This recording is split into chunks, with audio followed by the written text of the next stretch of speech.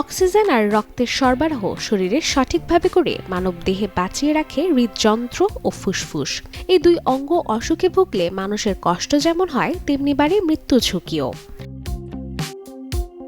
প্রতিদিন অসংখ্য রোগী হার্ট আর লাংয়ের জটিলতায় প্রাণ হারান। অনেকে জীবন মৃত্যুর মাঝে লড়াই করেন আইসিইউতে।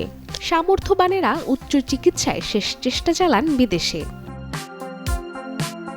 তবে বাংলাদেশে এমন জটিল রোগীদের উন্নত সেবা দিতে একমো প্রযুক্তির প্রয়োজনীয়তা ও সম্ভাবনা নিয়ে অনুষ্ঠিত হয় আন্তর্জাতিক একমো সেমিনার।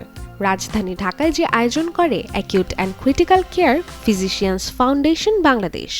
এই আজকের যে ইনিশিয়েটিভটা, এখানে আমরা ঢাকা শহর এবং সমস্ত দেশের আইসিইউ, হার্টের যারা স্পেশালিস্ট আছেন, কার্ডিয়াক সার্জন এবং লাংসের স্পেশালিস্ট যারা আছেন তাদেরকে আমন্ত্রণ জানিয়েছিলাম। তো আমাদের মূল উদ্দেশ্য ছিল তাদের মধ্যে সচেতনতা তৈরি করা যে একমো সার্ভিসটা বাংলাদেশে আছে এবং তারা তাদের রোগীদের জন্য দরকার হলে এই সার্ভিসটা ব্যবহার করতে পারে। একমো বাংলাদেশ অ্যান্ড গ্লোবাল পার্সপেক্টিভ শিরোনামের এই অনুষ্ঠানে এখন সারা দেশের আইসিইউ চিকিৎসকেরা তুলে ধরেন বাংলাদেশের আইসিইউ সেবায় একমো প্রযুক্তির সংযুক্ত করার গুরুত্ব।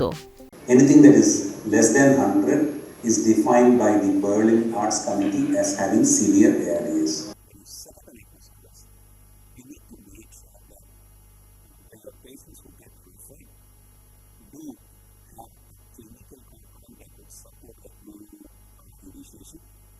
ডাক্তার মেহজাবিন জাহাঙ্গীরের সঞ্চালনায় এদিন বিশেষজ্ঞরা বলেন, একমো বাংলাদেশ সহজলভ্য হলে সংকটপূর্ণ রোগীদের জীবন রক্ষায় বড় ভরসা হবে।